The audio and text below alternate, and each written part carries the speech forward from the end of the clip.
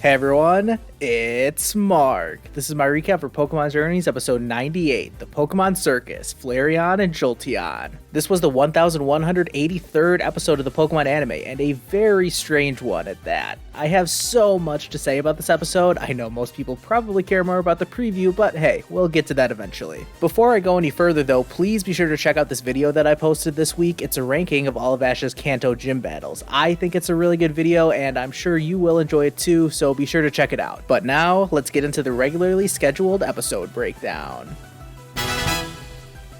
So the episode starts with Pikachu and Grookey doing the nasty on the floor. Wait, actually everyone is here for the Pokemon Circus, and apparently Ash and Go won some kind of raffle to be guest stars in the show. Chloe may not be there to perform, but she is interested in these trapeze artists who do their routine with their very own Eevee. Then this guy appears, another enchanting fellow. Oh, my favorite characters. Ash and Go are confused about who this guy is, but apparently he's just a never-before-seen character called the Ringleader. Chloe interjects herself into this enchanting conversation to ask about the Jolteon and Flareon that are supposed to be in this circus. And we turn our attention back to Onoka and Billy, the trapeze artists. These two get a ton of screen time this episode, and the focus is really on their relationships, not only with each other, but with their Pokemon. The basic info you need to know is that Onoka loves fire types, but Billy prefers electric types, and they are always trying to one-up each other. They decide to evolve their Eevee right then and there, but they get in each other's way and accidentally drop their evolution stone on the opposite trainer's Eevee, meaning that Onoka now has Jolteon, an electric type, and Billy now has Flareon, a fire type. The trainers are shocked at what has just happened. The Pokemon don't really seem to care, but these two are so dead set on fixing their mistake that they even try to use a backup evolution stone in order to evolve them into the right evolution, which of course does not work. Also, at this point in the episode, I already knew that these extra stones were 100% going to end up with Chloe, and yeah, that's exactly what ended up happening. The enchanting Ringleader suggests that they just swap their Pokemon for the performance, which Ash immediately is against, but the performers decide to try and be professional and make things work as they indignantly walk off with each other's Pokemon. Well, that was a whole mess. We're already 9 minutes into the episode and we don't even know what Ash and Go's role in the circus is. Apparently, Ash is doing some kind of routine with a yo-yo, and their practicing is going about as well as you would expect. As for Go, well, wait, hold on a second. Grookey used a move? I can't believe it! I can't believe it! I can't believe it! I can't believe it! I can't believe it! I can't believe it! Oh my god, I can't believe what I just saw. After 39 episodes, Grookey has finally used a move for the first time. Whoa, what a monumental episode this turned out to be. Back to the main story, Chloe sees that the trapeze artists are struggling to practice with each other's Pokemon, and this makes Chloe all concerned. After these two continue to struggle to practice their routine, they meet with the enchanting Ringleader again. And after doing their original routine with their original partners, it still doesn't work, and the two trapeze artists decide that it may be best if they just don't do their performance at all. Their Pokemon are pretty distraught by this, but eventually they put their heads together and decide to go start practicing together without their trainers, and our heroes pick up on how they really want the show to go on, and Eevee even decides to join into the fun by using Copycat, and this inspires everyone to help practice for the performance again. A little bit later, these two are going at it again when Chloe butts in and asks them to come with her, and I think these two are starting to realize how childish they're being. After they come outside and see the Pokemon practicing for the routine, they decide to put their differences aside for the sake of their Pokemon and make this performance work, somehow.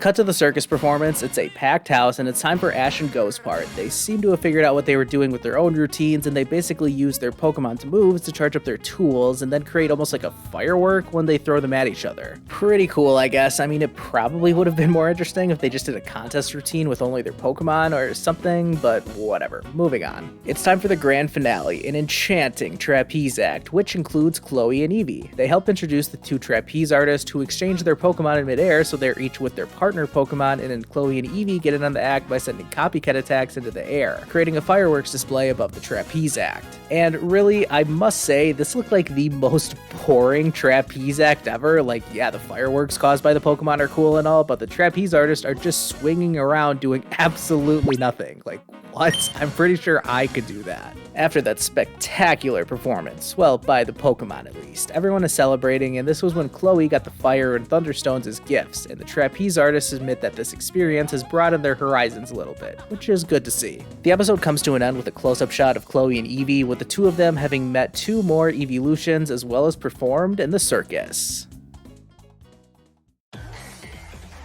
I'm giving this episode a 5.5 out of 10 rating, which is actually worse than the only other Pokemon Circus episode I can think of, although that episode not only featured the debut of Mimey, but also comedic genius such as this clip. Sorry to disappoint you. I'm no Mr. Mime, but I was good enough to fool you. Though, I guess that's not saying very much. That thing is half twerp, Half mime! I wonder how it learned to talk. Act like you're trapped in a bubble. I'm not a Mr. Mime. I just play one on TV. I'm out of here.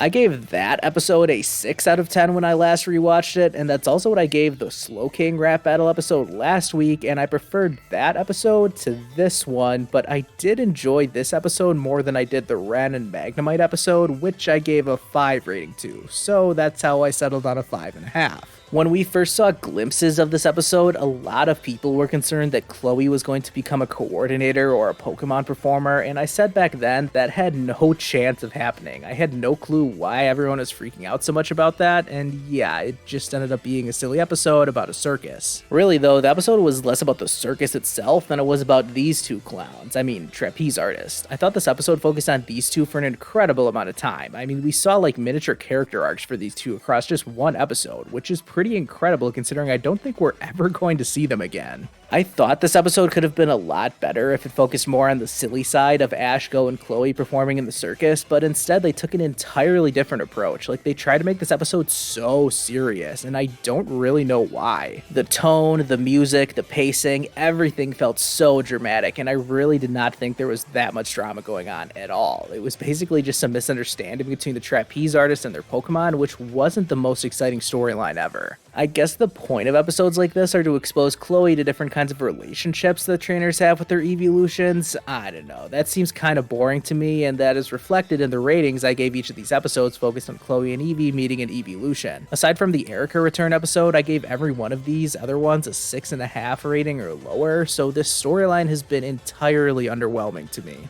All that's left is for Chloe and Eevee to meet a Sylveon somewhere, and I guess if there is one thing that I like about this plotline in Pokemon Journeys, it's that I have no clue how it's going to end. With Ash and Go, it's pretty obvious that their long-term stories are going to end with Ash battling Leon in the Master Class and Go becoming a chaser for Project Mew, but what is going to happen with Chloe and Eevee? These episodes always seem to hint that Eevee is going to evolve into something someday, but I have been saying from the moment Chloe caught Eevee that I don't think Chloe's Eevee can evolve because I think it has the Gigantamax factor. Of course, the most fun theory is that Chloe's Eevee is going to evolve into a never-before-seen Gen 9 evolution, which would be a fun option as well. So yeah, this wasn't the greatest episode ever. I thought it was fine, but at least it gave me some fun material to use for this review, even if that doesn't affect my rating of the episode. As for the next episode though, oh, here we go. It's finally time for Ash and Marnie's long-anticipated showdown. This episode looks jam-packed in all honesty, so I don't think the battle will actually end up being that long, but I am really excited nonetheless. I don't want to talk too much about my thoughts regarding this matchup right now. Instead, I want to dedicate an entire video to previewing this Ultra Class battle, so expect that one to come out in the next few days. While you're waiting for that video to come out, why not check out that ranking video I mentioned earlier about Ash's Kanto gym battles? Man, I really hope Ash vs Marnie is better than some of the dumpster fires that were in this list. I hope you guys enjoyed this review. I had a ton of fun making this one, as you could probably tell. Be sure to hit like and subscribe if you haven't already, and I'll see you guys next time.